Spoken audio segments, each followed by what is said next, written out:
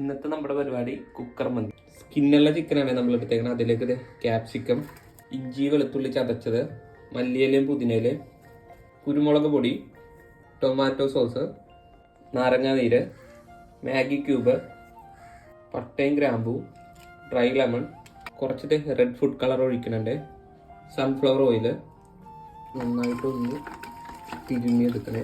വെള്ളത്തിലേക്ക് നമ്മൾ ഇത്രയും സ്പൈസസ് ഇട്ട് കൊടുക്കുന്നുണ്ട്. കുറച്ച് നാരങ്ങ നീര്, സൺഫ്ലവർ ഓയിൽ, ആവശ്യത്തിന് ഉപ്പ്. വെള്ളം തിളച്ച് വന്നപ്പോൾ നമ്മൾ കുതിർത്തി വെച്ചാണ് അരി നേരെ അതിലേക്ക് ഇട്ടേ. റൈസ് ഒരു 90% ഈ ഒരു പാകത്തിന് കുക്കാകുമ്പോൾ ഗ്യാസ് ഓഫ് ചെയ്യണേ.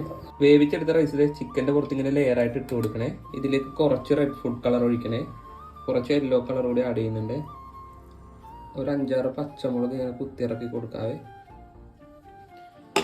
ഒരേ ഒരു വിസില് അത് വരുന്നതൊന്ന് വെയിറ്റ് ചെയ്യും. സ്റ്റൗ ഓഫ് ചെയ്ത് ഒരു 10-20 മിനിറ്റ് ഇങ്ങനെ തന്നെ ഇരിക്കണേ.